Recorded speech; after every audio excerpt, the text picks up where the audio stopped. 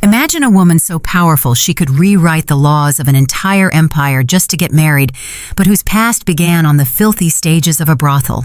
She was Theodora the Empress, who manipulated the entire Byzantine Empire, the woman who owned secret chambers within the palace, designed specifically to satisfy history's darkest desires. This is not just an ancient Cinderella story.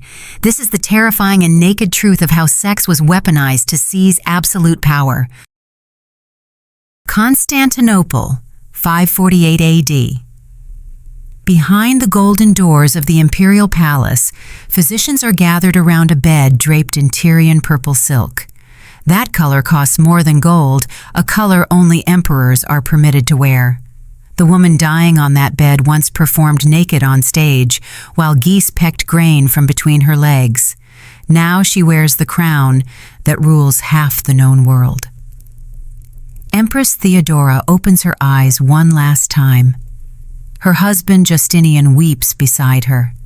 The most powerful man on earth is now reduced to just a grieving husband. Courtiers bow their heads, priests chant prayers.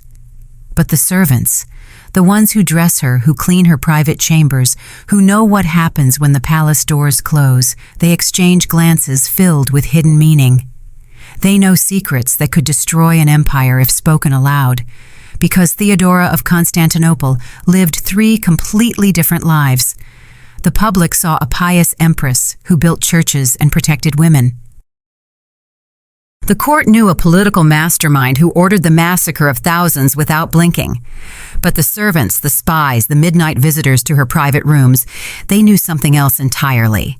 This is the story of how a bear-keeper's daughter, who performed acts too unspeakable to name in Constantinople's brothels, became the most powerful woman in Byzantine history.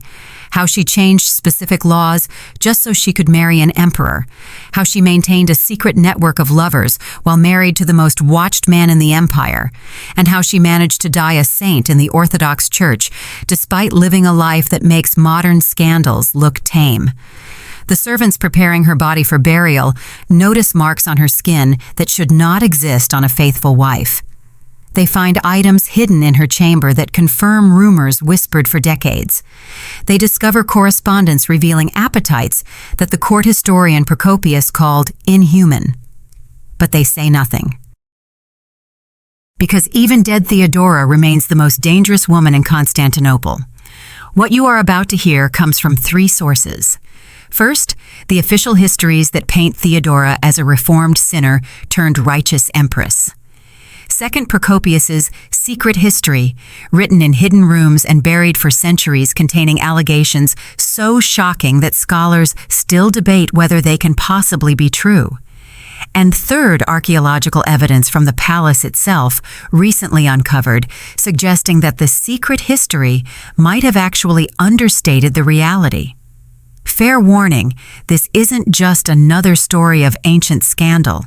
This is the account of a woman who weaponized her sexuality to climb from the gutter to the throne, who used her body as a political tool while maintaining a public facade of Christian virtue, who satisfied appetites that required architectural modifications to the palace itself.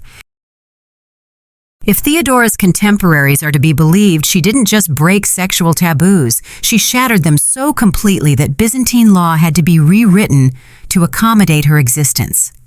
The year is 500, and in the basement of Constantinople's hippodrome, a bear-keeper's daughter is about to discover that her body is the only currency that matters. But before diving into these forgotten stories of power and corruption, if you enjoy learning about the hidden truths of history, consider hitting that like button and subscribing for more content like this. And please comment below to let me know where you are listening from. I find it incredible that we are exploring these ancient stories together from different parts of the world, connected across time and space by our shared curiosity about the past. Little Theodora watches her father die. Not from the bear he's training for tomorrow's races at the hippodrome, but from something stupider, a scratch that turned septic, an infection that rotted his blood. The year is 505. She's maybe 5 years old, and her world is about to collapse in ways that will transform her into either the greatest actress or the greatest empress Byzantium ever produced. possibly both. Her mother's solution is practical in the way that desperation makes people practical. Within a week of the funeral, she parades Theodora and her sisters through the hippodrome, offering them to whichever faction will provide protection. The Greens, who employed her father, reject them publicly. The Blues, their rivals, accept them as an insult to the Greens.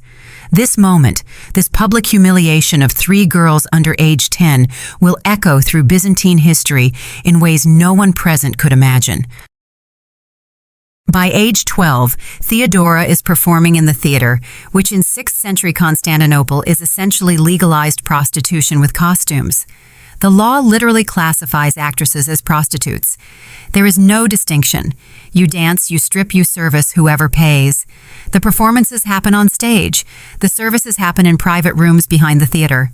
Sometimes the performance is the service acted out for audiences who pay to watch things that would be illegal if they weren't classified as art. Procopius, writing decades later in his Secret History, describes young Theodora's specialties with the clinical detail of someone who either witnessed them personally or interviewed people who did. She would lie on stage naked except for a ribbon around her groin, because full nudity was technically illegal, while servants scattered barley grains across her body. Trained geese would then peck the grains off her, starting at her chest and moving lower while she performed ecstasy for the crowd. But here is what makes this more than just ancient pornography. Theodora understood something fundamental about power in Constantinople.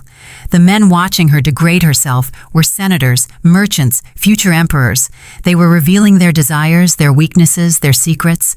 While they thought they were consuming her, she was cataloging them. Every fetish was intelligence. Every request was leverage. Every private session was a deposit in a bank of secrets she would cash in later. Contemporary accounts, even the hostile ones, agree on certain details.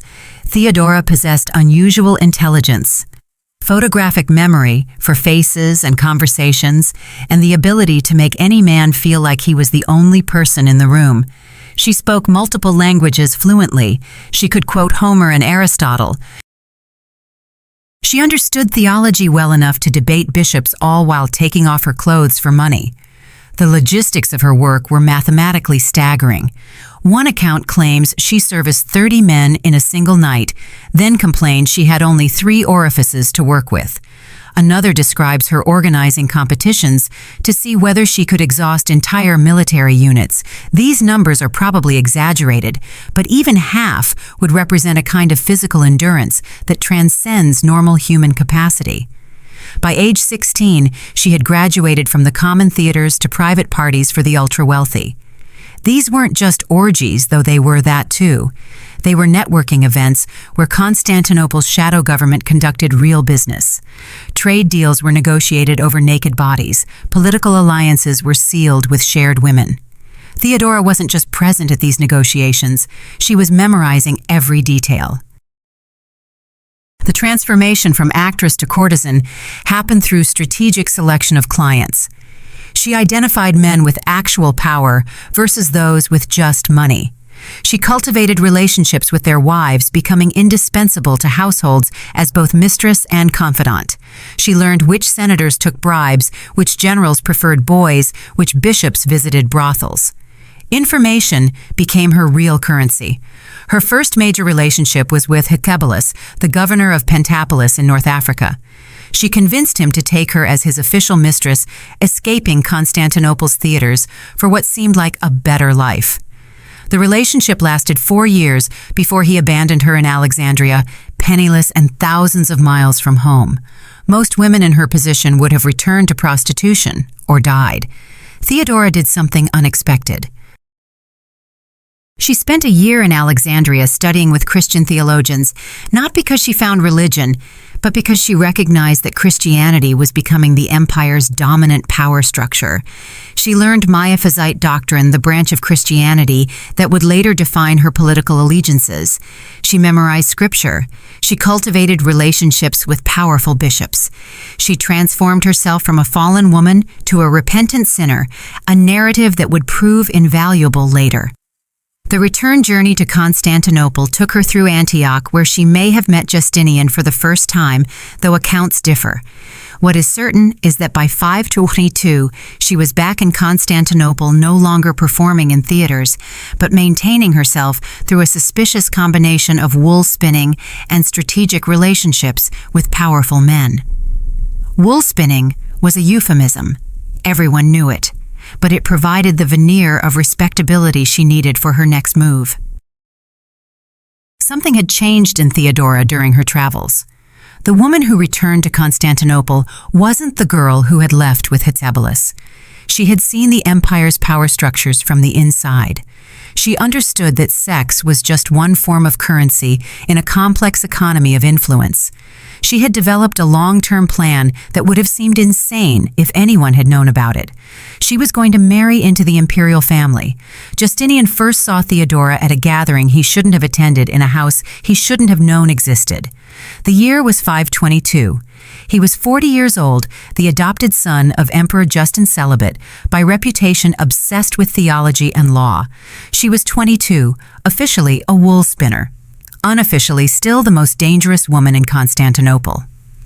What happened in that room changed the course of Western civilization, though accounts differ on whether it was love at first sight or the most calculated seduction in history. The meeting wasn't accidental. Theodora had been orchestrating it for months through intermediaries who owed her favors from her theater days. She knew Justinian's routines, his interests, his weaknesses. She knew he stayed up all night reading theological treatises. She knew he had never taken a wife or even a known mistress. She knew he was brilliant, ambitious, and completely inexperienced with women like her. The standard narrative says Justinian fell instantly in love, but Procopius offers a different version. He claims Theodora used what he calls pharmakeia, which could mean drugs magic or simply techniques learned in brothels that could make any man obsessed. She would have known exactly how to present herself intelligent enough to discuss theology, vulnerable enough to trigger his protective instincts, beautiful enough to overwhelm his celibate defenses. Within weeks, Justinian was visiting her constantly. Within months, he was talking about marriage. This created a crisis that nearly toppled the government. Roman law explicitly forbade senators from marrying actresses, not former actresses. Once an actress, always an actress in the eyes of the law. The taint was permanent, hereditary, legally indelible. Justinian's desire to marry Theodora wasn't just scandalous, it was legally impossible. Empress Euphemia, Justin's wife, and Justinian's adopted mother, blocked the union with the kind of fury reserved for protecting family honor. She knew exactly who Theodora was. Everyone did. The woman who had performed with geese. The woman who had exhausted 30 men in one night. The woman whose name was still whispered in Constantinople's brothels as either inspiration or warning. This creature would never wear the imperial purple while Euphemia drew breath. So Theodora waited. She maintained her relationship with Justinian but made no demands. She positioned herself as the victim of outdated laws and unfair prejudice. She cultivated allies among the court's women, many of whom had their own complicated pasts. She donated to churches very publicly. She attended services where everyone could see her praying. She performed redemption like she had once performed desire. Euphemia died in 524. Within a year, Justinian had convinced his uncle to change the law. The new legislation was specifically written to allow reformed actresses to marry into the senatorial class. It fooled no one. Everyone knew this law had one beneficiary, Theodora. The empire's legal code was being rewritten for a former prostitute. The wedding in 525 was the event of the century. Theodora wore purple silk worth more than entire provinces. She entered the Hagia Sophia as a reformed sinner. She left as future empress. The transformation was so complete that visiting dignitaries who didn't know her history assumed she came from ancient nobility. Those who did know stayed silent. Theodora had files on half the court from her theater days. When Justin died in 527, Justinian became emperor with Theodora as his co-ruler. Not just empress consort, but Augusta co-emperor in all but name. She received foreign ambassadors independently. She issued edicts with her own seal. She maintained a separate court with its own budget and army of bureaucrats. No woman in Roman history had wielded such official power. But the private Theodora was supposedly even more shocking than the public empress. Procopius claims she maintained her appetites despite the marriage. The palace was modified to include secret passages that allowed visitors to reach her chambers undetected. These weren't architectural features from previous emperors. Construction records show they were added after 527 specifically to Theodora's wing. The roster of alleged lovers reads like a who's who of Byzantine society. Generals who suddenly received promotions, bishops who gained wealthy parishes, foreign ambassadors who achieved impossible trade agreements. They all had one thing in common: private audiences with the empress that lasted far longer than any official business required. The most damning account involves a young man named Arabindus, who supposedly visited Theodora's chambers 3 times a week for 2 years. He was married to Justinian's niece, making the affair doubly dangerous. When he tried to end it, Theodora had him accused of treason. He fled to a monastery. She had him dragged back to Constantinople. He was never seen again. His wife was told he had died of sudden illness. The logistics of maintaining affairs while married to an emperor required extraordinary planning. Justinian worked obsessively often through the night, but he also traveled frequently, leaving Theodora to govern in his absence. These windows provided opportunities. The servants were either loyal through love or terror. The guards were hers, not his. The palace became her stage for performances the public would never see. Contemporary accounts describe modifications to her private chambers that sound like ancient Roman pleasure gardens. Heated pools with underwater seating designed for specific activities. Mechanical devices imported from India that provided stimulation no human could match. Mirrors arranged to multiply images into infinity. These weren't rumors. The archaeological record shows unusual plumbing and structural supports in what were Theodora's rooms. The question historians struggle with is consent. How many of these encounters were actually affairs versus coerced performances by men who couldn't refuse an empress? The power dynamics make any relationship suspect. Could anyone say no to Theodora? Would anyone dare? The public face remained perfect. Theodora attended church daily, sometimes multiple services. She funded convents, commissioned religious art, debated theology with bishops. She passed laws protecting women from forced prostitution, which critics called hypocrisy, given her own past. She increased penalties for procurement and trafficking. She created safe houses for reformed prostitutes, all while allegedly maintaining a shadow court devoted to activities that would make her theater days look tame. The contradiction drove observers mad. How could the same woman who ordered the construction of churches be conducting orgies in the palace? How could someone who protected prostitutes be procuring them for private use? How could a reformed sinner be committing worse sins with imperial authority? The answer might be that Theodora saw no contradiction. Power was power. Sex was a tool like any other. The same skills that had elevated her from brothel to throne could maintain her position once achieved. The body that had been her only currency as a child remained useful as empress. The appetites that had defined her youth didn't disappear with a crown. January 13th, 532. Constantinople burns. The Nika riots have been raging for 5 days. Half the city is ash. The Senate is openly discussing Justinian's replacement. In the palace, courtiers pack their valuables ready to flee. The emperor himself stands in his chamber holding gold and jewels, planning his escape to Heraclea. The empire is collapsing. Then Theodora enters. What happens next depends on which source you believe. The official history says she delivered a stirring speech about preferring death in purple to life in exile. Procopius's public account agrees. But his secret history offers something darker. He claims Theodora didn't just convince Justinian to stay. She orchestrated the entire crisis to eliminate their enemies, then resolved it through mass murder that would make Nero look restrained. The speech itself, recorded by multiple sources, reveals a mind that understood power with frightening clarity.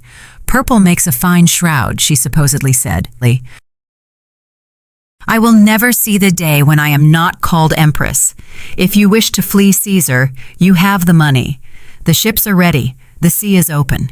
But consider whether after you have escaped to safety, you would not prefer death to salvation. I will stay.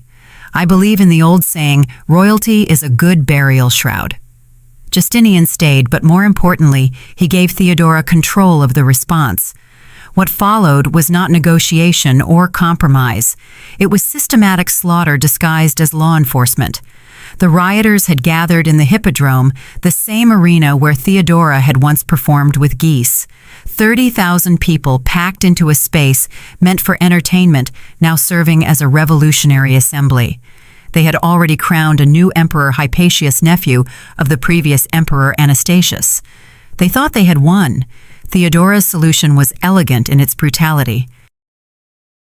She sent the eunuch Narcissus with bags of gold to bribe the Blues faction, reminding them that Hypatius was supported by the Greens, their ancient rivals. Division appeared in the crowd. Then she positioned troops at every exit, not obviously casually like they were maintaining order. She sent Belisarius and Mundus, her most loyal generals, into the Hippodrome with simple instructions: no survivors. What followed was not a battle but an abattoir. 30,000 people, mostly civilians, trapped in an arena with no escape. The soldiers worked methodically, starting at the exits, moving inward. The killing took 3 hours. The screaming could be heard across the Bosphorus. But here is what the official histories don't emphasize. Theodora personally selected who would die. She had a list. Not just the riot leaders, but anyone who had ever opposed her, mocked her past, or questioned her marriage. Senators who had laughed at her performances years ago. Merchants who had used her services then treated her with contempt. Priests who had called her unredeemable. The riot provided cover for personal vengeance on a massive scale. Senator Anatolius had once paid to watch her perform with the geese, then publicly called her a whore when she married Justinian. His entire family was in the Hippodrome. The merchant Kalinos had refused to sell her silk when she was still an actress, saying she would dirty it. He died trying to climb the arena walls. The priest John had preached that her marriage was invalid in God's eyes. He was found days later, crushed under bodies. The aftermath revealed Theodora's true genius. She didn't just eliminate enemies. She redistributed their wealth to create new allies. Property seized from the dead funded massive building projects, including the new Hagia Sophia. Positions vacated by massacre were filled with her supporters. The reformed prostitutes she protected were given businesses confiscated from riot victims. She transformed mass murder into economic stimulus. Contemporary accounts describe her visiting the Hippodrome the next day, walking among the bodies not yet cleared. She supposedly identified corpses of men who had used her services years ago, pointing them out to servants, describing in detail what they had requested, what they had paid, how they had treated her.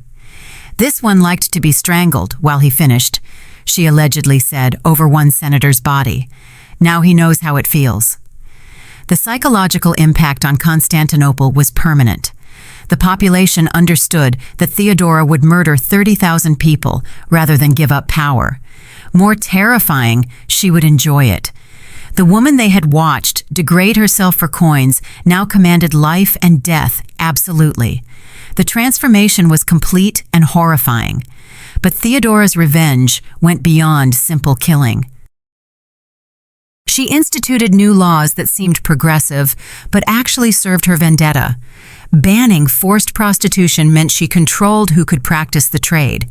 Creating safe houses for reformed actresses meant she knew where every potential rival was located.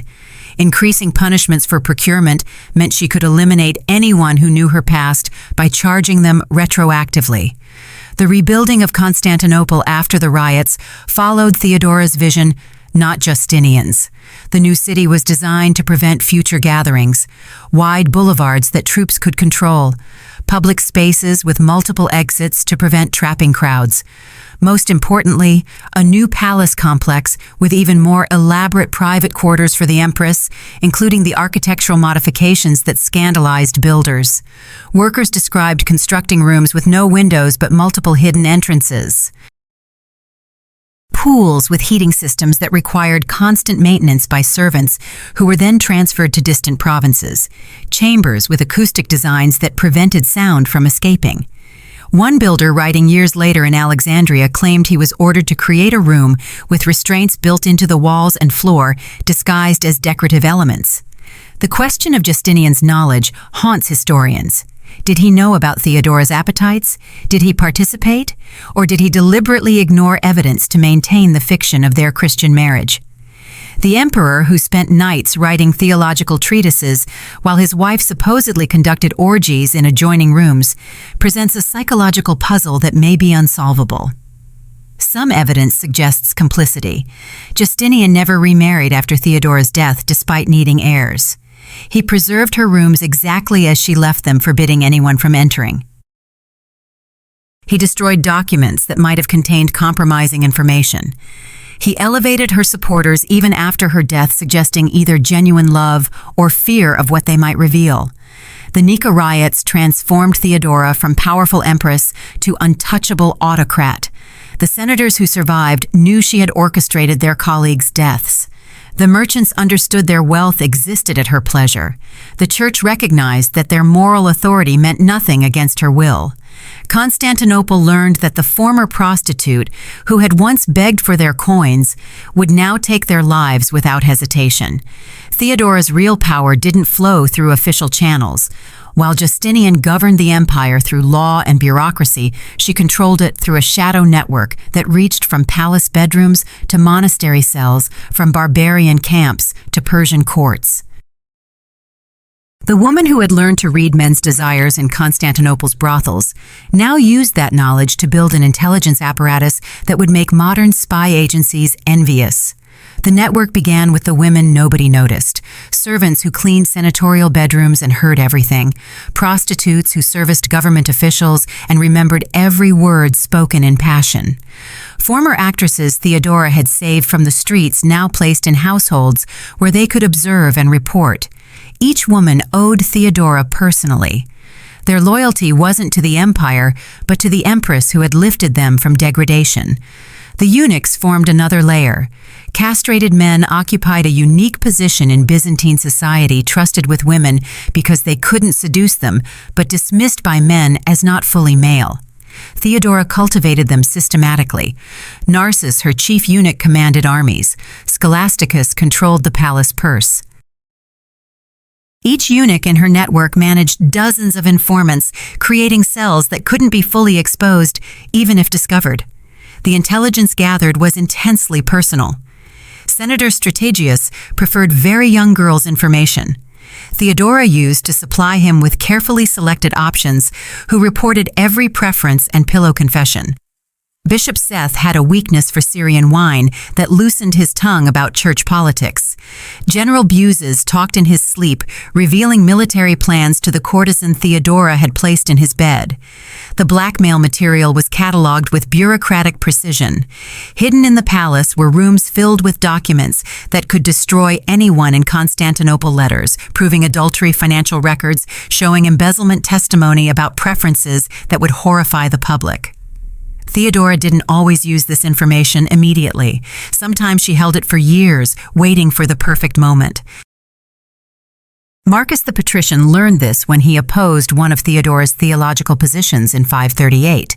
The next day, his wife received an anonymous package containing detailed accounts of his visits to a particular brothel that specialized in services involving multiple young men. The accounts included dates, times, payments, and specific requests that left nothing to the imagination. Marcus withdrew his opposition and became Theodora's most vocal supporter in the Senate. The network extended beyond Constantinople. Theodora maintained correspondence with queens, princesses, and noble women across the known world. These weren't just diplomatic pleasantries. The letters, some of which survive in monastery archives, contain coded intelligence about troop movements, succession plans, and economic weaknesses. The barbarian queen Amalasuntha thought she was writing to a sympathetic friend about her troubles with Gothic nobles. She was actually providing intelligence that Justinian would use to justify invading Italy. The Persian ambassador Zamesp discovered the network's reach when he tried to negotiate a secret treaty with dissident Byzantine generals. Within hours of the meeting, Theodora knew every detail. She didn't expose the plot immediately. Instead, she let it develop, gathering the names of every conspirator. Then, at a public banquet, she casually mentioned details only the conspirators could know, watching their faces change as they realized they were dead. The generals were arrested that night. Zamesp was sent back to Persia with a message, "Theodora knows everything." The monasteries provided unexpected intelligence sources. Theodora funded religious communities throughout the empire, particularly those following Miaphysite doctrine. Monks and nuns, grateful for her protection, reported on local governors, military commanders, and rival religious factions. A monastery in Syria might inform her about Arab tribal movements. A convent in Egypt would report on grain harvests and tax collection. Holy men and women became spies without realizing it. The sexual intelligence was the most valuable. Theodora knew exactly who slept with whom in Constantinople. She knew which wives were unfaithful, which husbands preferred boys, which bishops broke their vows nightly. This wasn't prudish moralizing. It was practical power. A senator couldn't oppose her if she could destroy his marriage. A general couldn't rebel if she could expose his preferences to his troops. The procurement network was particularly sophisticated. When Theodora needed someone eliminated or compromised, she could provide exactly the right temptation. The austere judge who had ruled against her interests suddenly found himself approached by exactly his type, tall blonde, speaking accented Greek.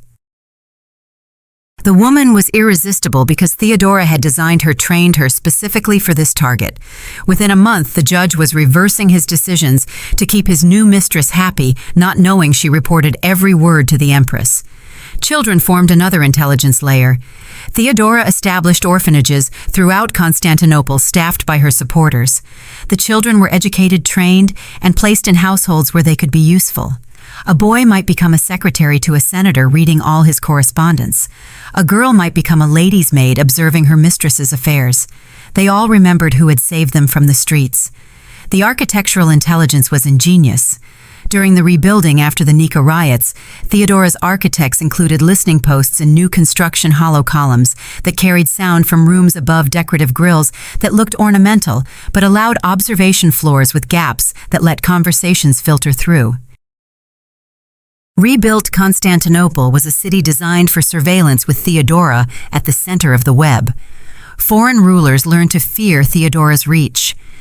The Vandal king Gelimer discovered she had been corresponding with his wife for years when Theodora revealed intimate details about their marriage during negotiations. The Frankish king Theudebert found that Theodora knew about his plans to invade Italy before his own generals did. The Gothic king Totila received letters from Theodora containing information about his supporters that could only have come from his inner circle. The financial network was equally complex. Theodora maintained secret accounts throughout the empire funded by various schemes, confiscated property from enemies' percentages, from businesses. She protected tribute from foreign rulers who preferred her friendship to her enmity. The money funded her intelligence network, her architectural projects, and allegedly her private entertainments. The former actress Chris Amallo, now married to a senator, managed Theodora's most sensitive operations. She coordinated the placement of women in strategic positions. She managed the procurement of specific types of entertainment for the Empress's private use. She eliminated problems permanently when necessary.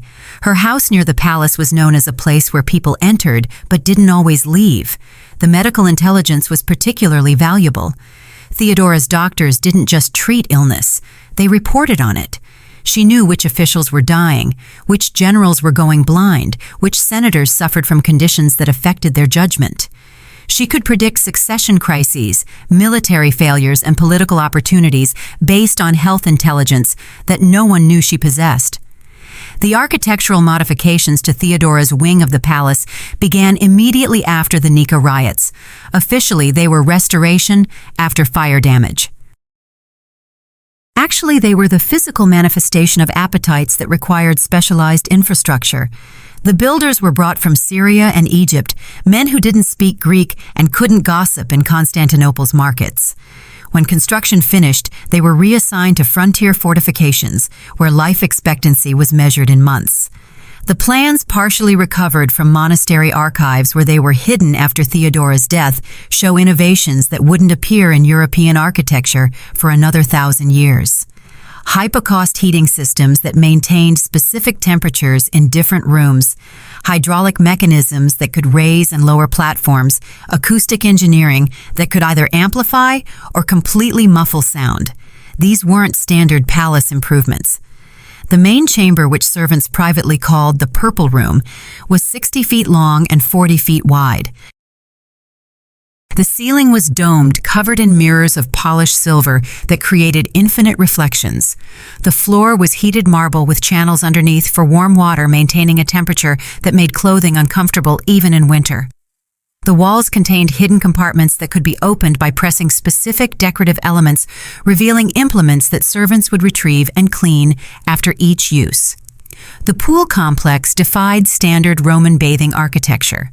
7 connected pools, each maintained at different temperatures, with underwater seating carved to support bodies in specific positions. The deepest pool had mechanisms that created artificial currents. Servants who maintained these pools were selected for their inability to speak either naturally mute or surgically silenced. The private theater was perhaps most revealing. It could seat 30 people on cushioned platforms arranged in a circle around a central performance space. Hidden passages allowed performers to enter from multiple directions. The lighting system used hundreds of oil lamps that could be adjusted to create specific moods. A mechanism in the floor could raise a bed from below. This wasn't for watching traditional theater. Contemporary accounts from servants who survived their service describe scenes that challenge belief. Theodora would host gatherings where Constantinople's elite engaged in activities that would have meant death if performed publicly. Senators' wives discovering appetites they didn't know existed. Generals participating in scenarios that would destroy their military reputation.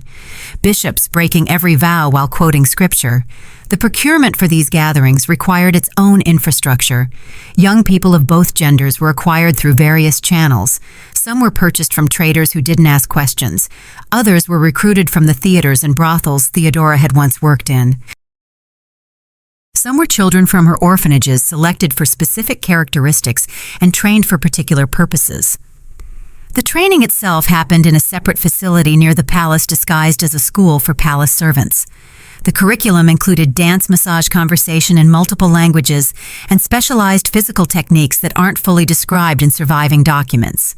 Graduates of this school were marked with a small tattoo, a purple dove, that identified them to those who knew its meaning.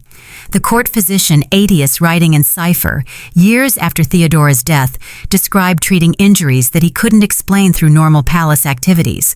Torn tissue suggesting extreme insertion bruising and patterns, indicating specific devices damaged from prolonged positions that normal human anatomy couldn't maintain without assistance.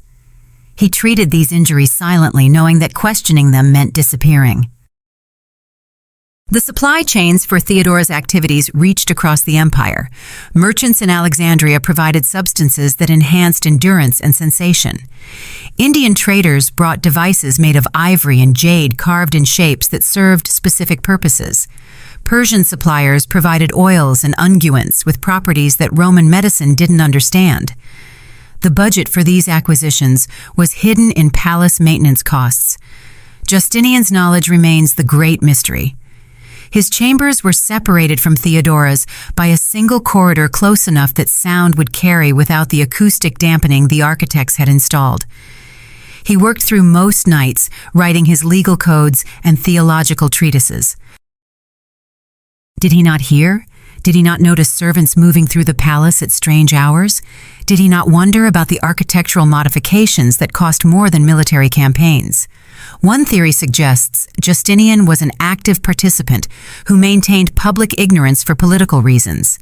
The emperor who wrote laws about sexual morality, while his wife violated every principle, would represent hypocrisy, too absolute for the empire to survive.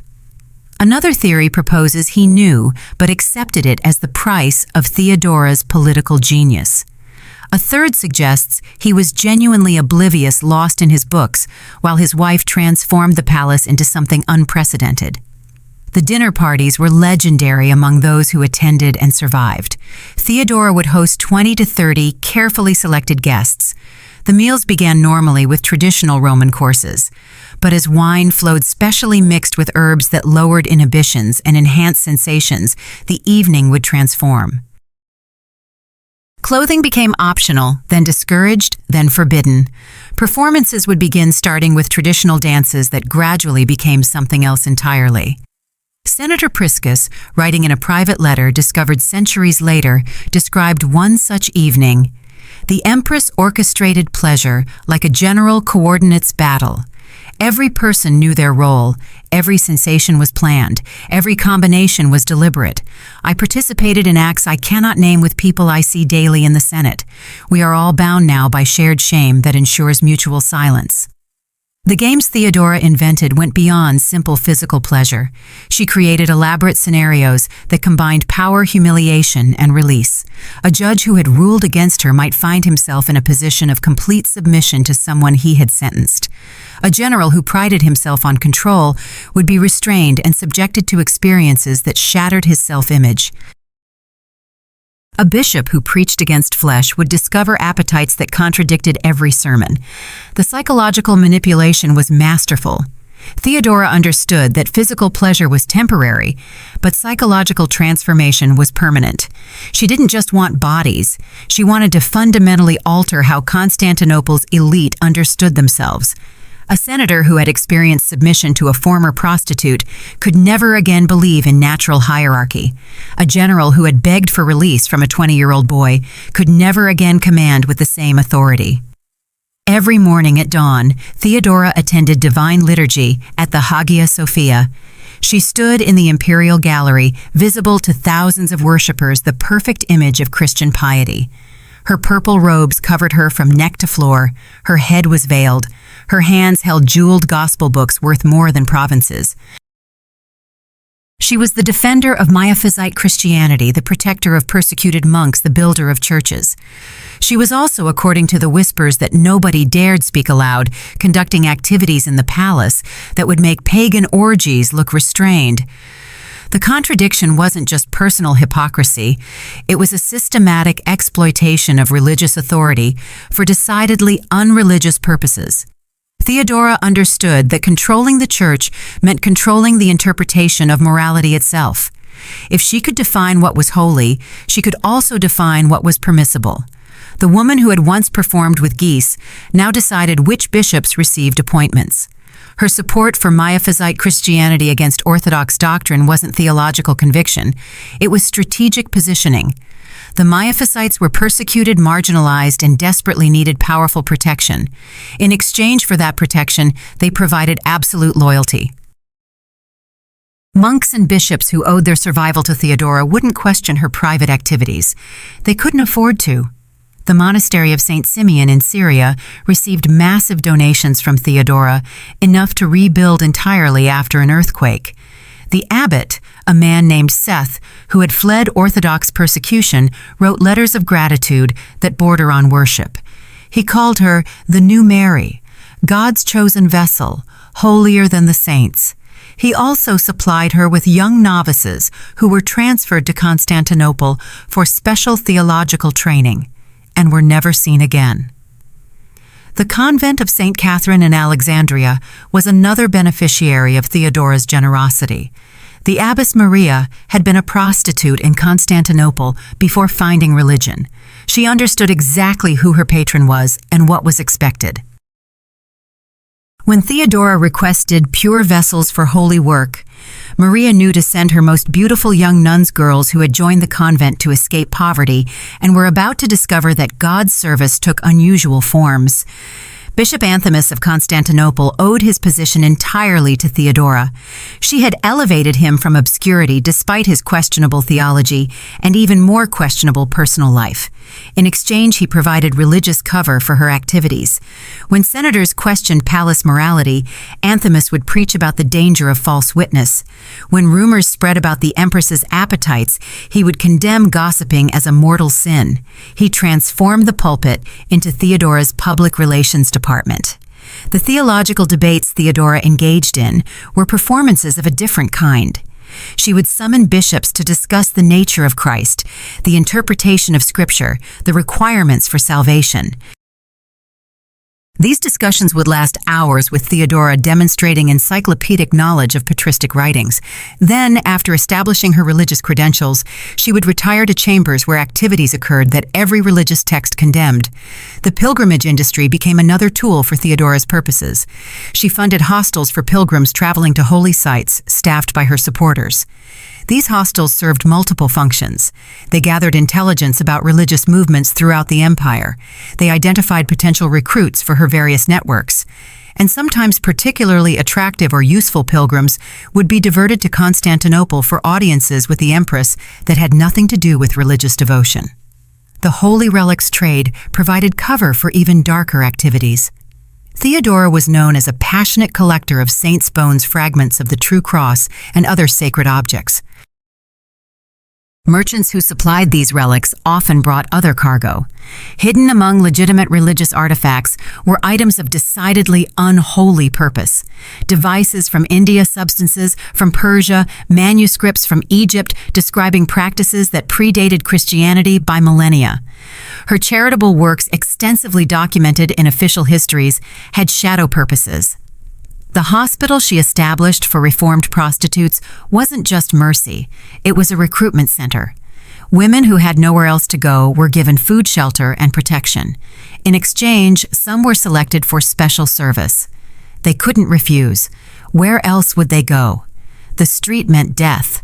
The palace meant survival, even if survival required participating in scenarios that reminded them why they had tried to reform. The orphanages followed similar patterns. Children saved from starvation were educated, trained, and evaluated. Most received legitimate education and were placed in normal households. But some, those with particular beauty or talents, were directed toward different futures. By the time they understood what was expected of them, they were too dependent on palace support to refuse. Confession became intelligence gathering. Theodora's personal confessor, a priest named John, who owed his position to her influence, heard the secrets of Constantinople's elite. The sanctity of confession meant nothing when the Empress's interests were involved. Senators confessing adultery would find their wives receiving anonymous letters. Generals admitting embezzlement would face sudden audits. The confessional booth became a listening post for the palace. The religious art Theodora commissioned contained hidden meanings visible only to initiates. The mosaic of her in the Hagia Sophia, still visible today, shows her holding a chalice. Officially, it represents the Eucharist. But the gems on the chalice are arranged in patterns that correspond to astronomical configurations used in mystery religions. The folds of her robe contain symbols that predate Christianity. She embedded pagan imagery in Christian art, hiding in plain sight. The monasteries she founded in remote locations served purposes beyond prayer. The monastery at Bithynia, accessible only by a single mountain path, was where problems disappeared. People who knew too much, who had seen too much, who had participated in too much, would be sent there for spiritual contemplation. They never returned. The monks maintained strict silence about their permanent residence. Her theological writings, praised by contemporary scholars for their sophistication, contain coded messages when read with the right knowledge. Passages about the unity of divine nature could also be read as instructions for unifying physical bodies in specific configurations. Discussions of spiritual ecstasy describe techniques that had nothing to do with prayer. She wrote religious texts that were simultaneously sex manuals, hiding forbidden knowledge in holy words. The feast days she established followed patterns that make sense only when understanding her true purposes. She created celebrations that required night vigils when darkness provided cover for activities. She instituted fasts that required specific dietary restrictions that coincidentally enhanced physical sensitivity. She scheduled religious festivals that brought specific types of people to Constantinople at convenient times. Not everyone who entered Theodora's private world left it alive. The Empress, who had risen from brothel to throne, understood that some secrets were too dangerous to trust to blackmail or bribes. Some people had to disappear completely. The methods she employed combined Byzantine sophistication with brothel pragmatism, creating an elimination system that left no traces, no martyrs, and no questions. The architect Anthemius of Tralles designed more than the Hagia Sophia's revolutionary dome. He created rooms in the palace with special properties chambers where the air could be slowly replaced with other gases, pools with hidden currents that could exhaust even strong swimmers, floors with mechanisms that could open into shafts leading to underground rivers. He built execution chambers that looked like pleasure rooms where death could arrive in the midst of ecstasy. Senator Photius discovered this when he tried to blackmail Theodora with evidence of her continued activities. He had somehow acquired documents, possibly from a servant, that detailed specific gatherings and participants. He made the mistake of requesting a private audience to discuss matters of mutual interest. Theodora agreed immediately. The meeting took place in one of her reception rooms, beautifully appointed with silk cushions and Syrian wine. Photius presented his evidence confident he was about to become very wealthy. Theodora listened calmly, even seemed amused. She offered him wine, which he accepted. She suggested they discuss terms in more comfortable surroundings. He followed her to an inner chamber, already calculating his demands. The wine contained a paralytic derived from Indian plants, slow-acting but irreversible. As Photius negotiated, his extremities began to tingle. By the time he realized something was wrong, he couldn't move his legs. Theodora continued talking as if nothing was happening, discussing payment schedules, while he gradually lost all motor function. When he could only move his eyes, she explained his situation. He would be listed as having left Constantinople on urgent business. His family would receive letters in his handwriting forged by palace scribes explaining extended absence. Meanwhile, he would remain in a special wing of the palace, paralyzed but conscious, kept alive by servants who couldn't speak, watching through windows as life continued without him. He lived another 3 years in that state, fully aware but unable to communicate, before finally dying of what appeared to be natural causes. The actress Macedonia had been Theodora's rival in their theater days, competing for the same wealthy patrons. She made the error of arriving in Constantinople years later, thinking old rivalries were forgotten. She was warmly invited to a private dinner to reminisce about old times. She left that dinner changed. Theodora had surgeons who could perform modifications that weren't immediately visible, but profoundly altered experience. Macedonia discovered over following weeks that she could no longer experience physical pleasure of any kind. Nerve pathways had been severed with precision that left her functional but sensationless. She lived another 20 years, unable to feel touch, taste, or sexual sensation, a particularly cruel fate for someone who had lived through her body. Bishop Constantine had opposed Theodora's theological positions too vigorously, calling her a heretic in what he thought was private correspondence. He was invited to the palace for theological debate. During the discussion, he was offered refreshments. The next morning, he woke to discover his voice destroyed. Not gone, but altered to a high, ridiculous squeak that made his sermons sound like comedy. Physicians could find no cause. He spent his remaining years unable to preach without audiences laughing. The merchant Sabatius had supplied young slaves to the palace for years before developing conscience or greed. He threatened to reveal his dealings unless payments increased dramatically. He received an invitation to discuss new arrangements. He arrived at the palace but never left. His body was never found. His family was told he had sailed for India on sudden business. His wealth was gradually transferred to them through intermediaries, keeping them comfortable and quiet. The elimination methods weren't always physical. Theodora perfected techniques for destroying minds while leaving bodies intact. Senator Eugenius opposed her policies once too often. He began experiencing visions, horrifying hallucinations that physicians couldn't explain. Unknown to him, servants were adding substances to his food that caused progressive neurological damage. Within a year, he was completely insane, seeing demons everywhere. Unable to distinguish reality from nightmare, his ravings about Theodora's evil were dismissed as madness. The network of elimination extended beyond Constantinople. Governors who discovered too much died of sudden illnesses. Generals who questioned orders suffered accidents. Foreign ambassadors who saw what they shouldn't vanished during travels. Each death looked natural, accidental, or at least unconnected to the palace. Theodora had physicians who could simulate any disease, engineers who could arrange any accident, and assassins who could reach anyone. The female victims often faced specialized fates.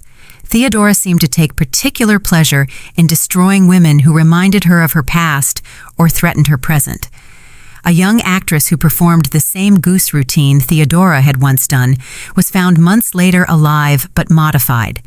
Her body had been surgically altered in ways that made performing anything impossible.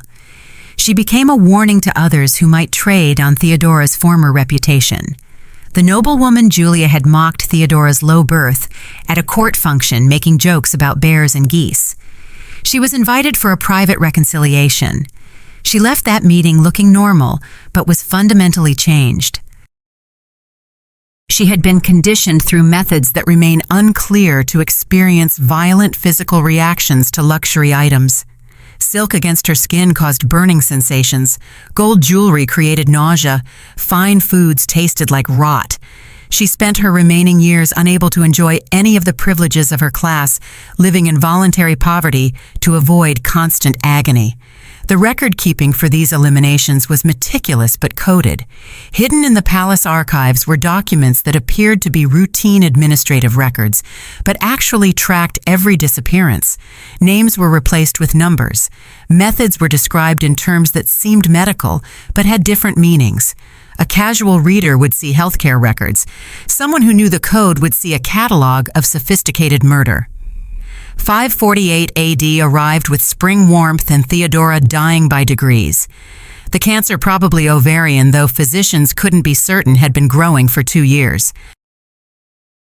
She had hidden it masterfully, using makeup to disguise the yellowing skin, padding to hide the weight loss, and sheer will to maintain public appearances.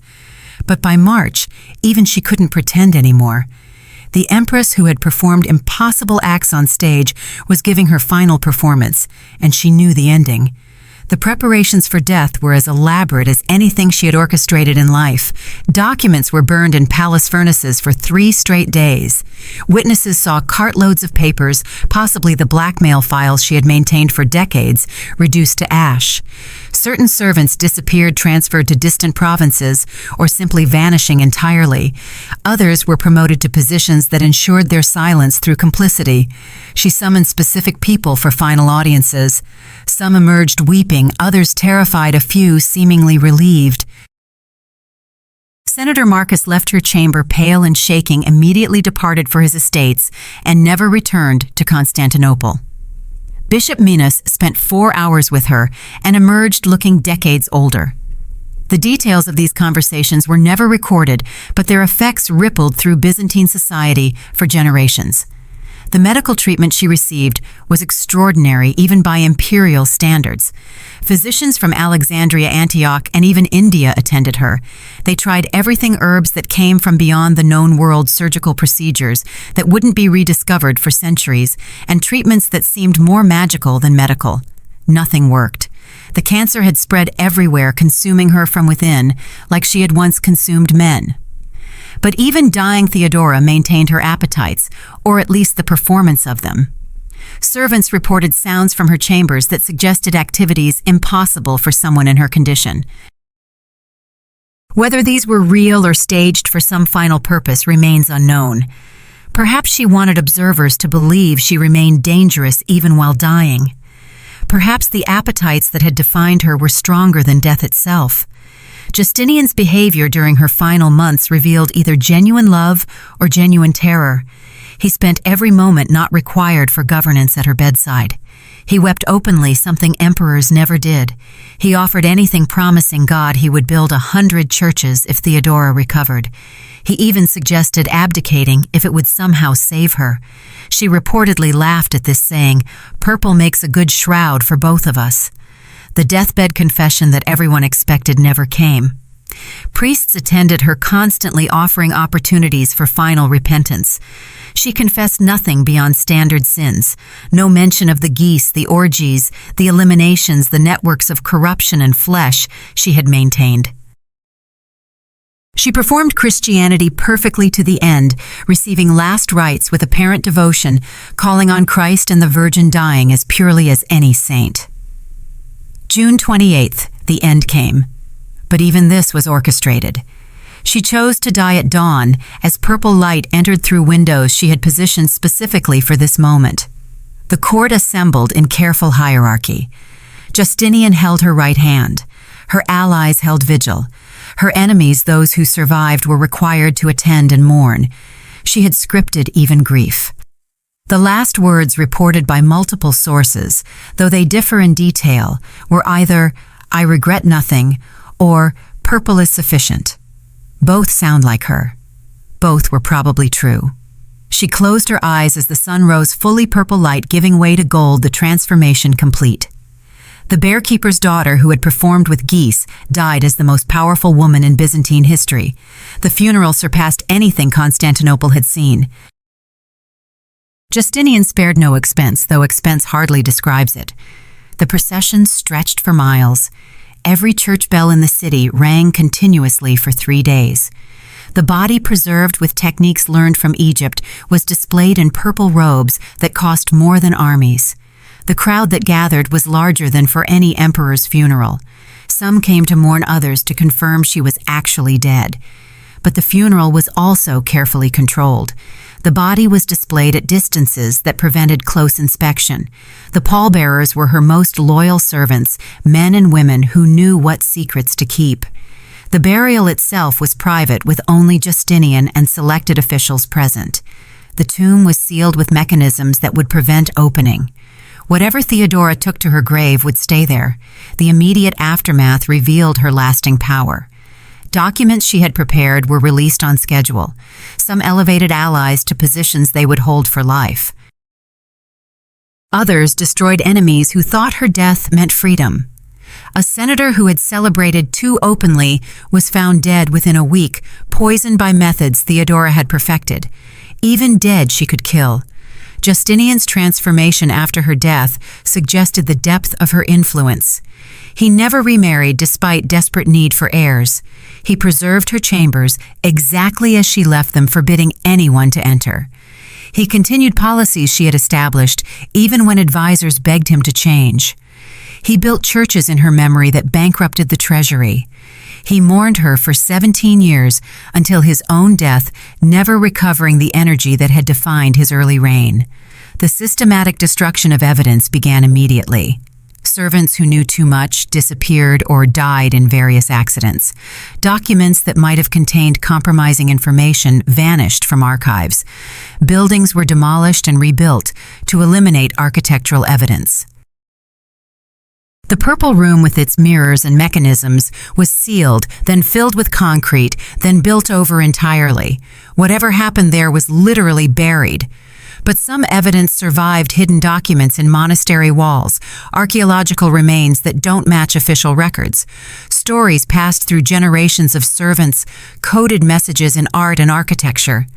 The truth about Theodora was too large, too complex, too interwoven with Byzantine society to completely erase.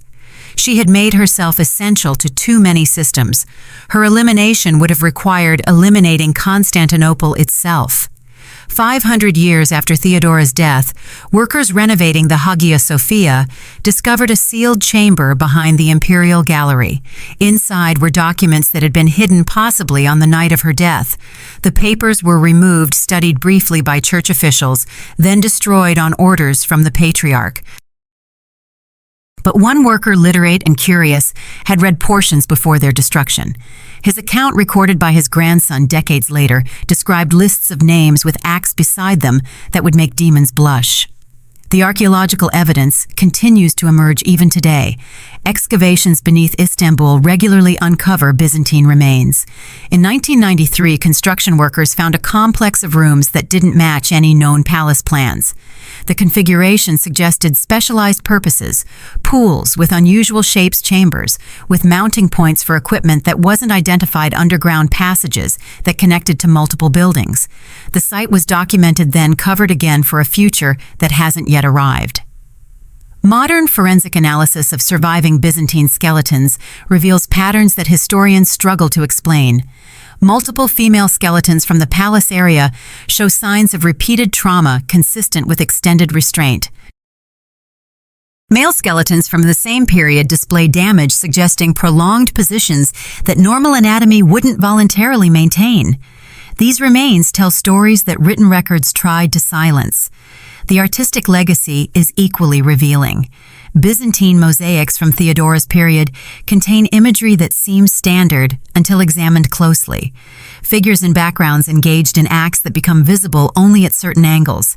Decorative patterns that form different images when viewed from specific positions.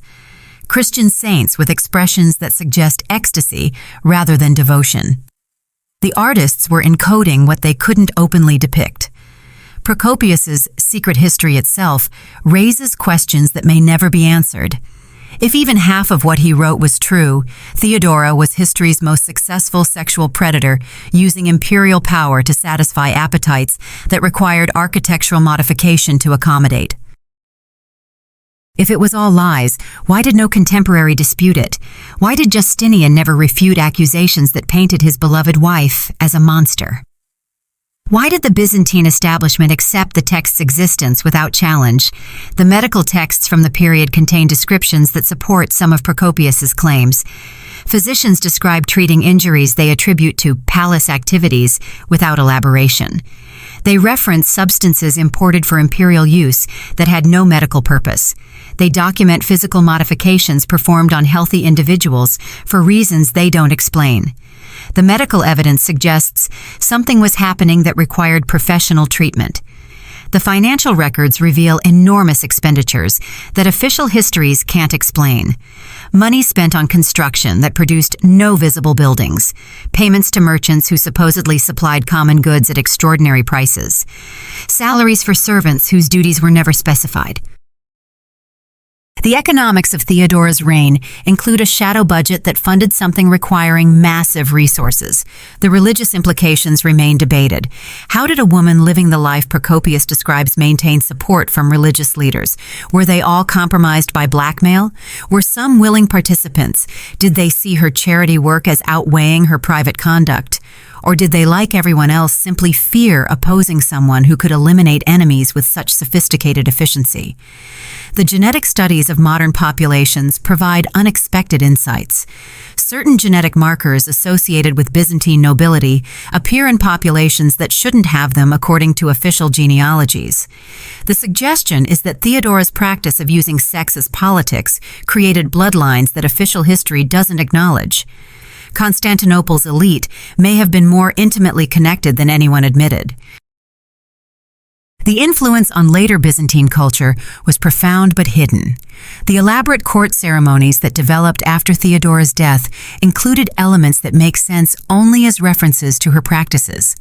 The positioning of courtiers in specific arrangements, the use of purple in ways that violated previous tradition, the incorporation of movements that seemed religious but derived from other sources. The Byzantine court was performing rituals whose origins they didn't understand or wouldn't acknowledge. The legal codes Justinian created with Theodora's influence contained provisions that seemed progressive but served specific purposes. Laws protecting prostitutes gave Theodora control over the sex trade. Laws about marriage legitimacy allowed her to eliminate rivals through technicalities. Laws about property inheritance could be weaponized against enemies.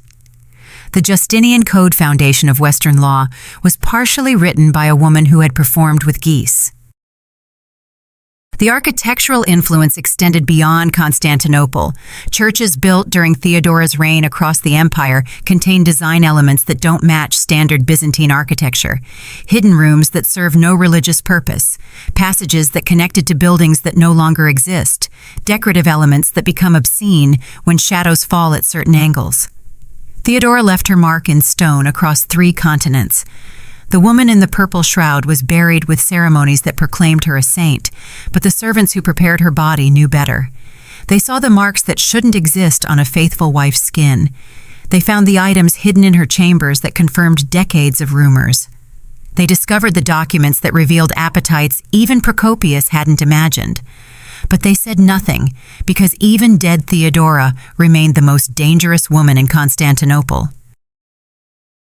History has tried for 500 years to categorize Theodora saint or sinner reformer or desperate faithful wife or insatiable predator. The truth is that she was all of these simultaneously, a human contradiction that expanded the definition of what a single person could be. She was the bearkeeper's daughter who became empress, the prostitute who became saint, the performer who directed the empire, the woman who transformed her body from commodity to weapon to throne. The facts that can be verified are remarkable enough.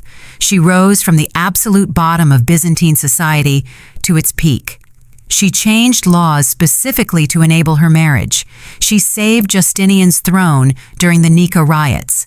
She influenced legal codes that still shape Western law. She built churches that still stand. She protected women while allegedly exploiting them. She promoted religious tolerance while practicing intolerance. She was simultaneously the most powerful and most notorious woman of her age. The allegations, if true, reveal something darker. A woman who used systematic sexual predation as a tool of governance, who maintained networks of procurement and blackmail that touched every level of society, who modified the palace to accommodate appetites that required architectural support, who eliminated threats with methods that suggested deep understanding of human psychology and physiology, who performed Christianity publicly while practicing something ancient and forbidden privately.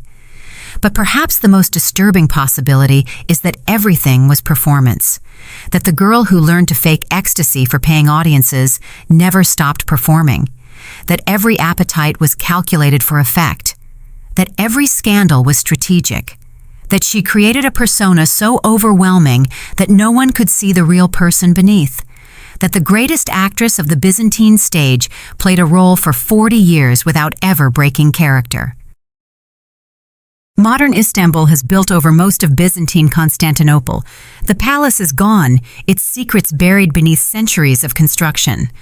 The documents that might have revealed truth were destroyed by people with interests in maintaining mystery. The witnesses are 15 centuries dead. What remains are fragments, architectural anomalies, medical descriptions, financial records, and Procopius's allegations that seem too extreme to be true, but too specific to be complete fiction.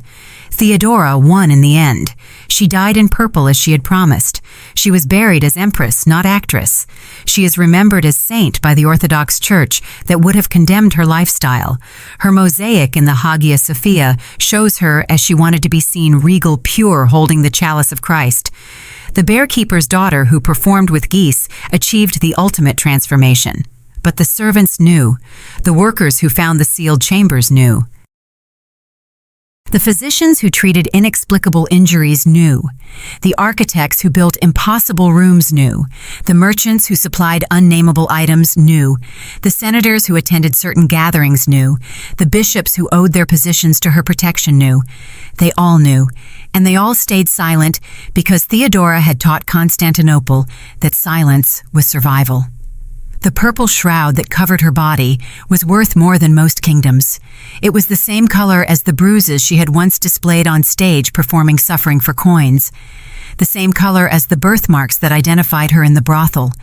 The same color as the dye that stained her fingers when she tried legitimate work. Purple had been the color of her degradation, and she made it the color of her triumph. She didn't just wear purple, she became it. Justinian never recovered from her death. He ruled 17 more years, but as a shadow of himself. He built churches obsessively, as if architecture could resurrect her. He preserved her chambers like a shrine, though what he was venerating remains unclear. He never remarried, though the empire needed heirs. He died calling her name, reaching for someone who had been gone nearly 2 decades. Whatever she had been to him, it was irreplaceable. The empire never saw another Theodora.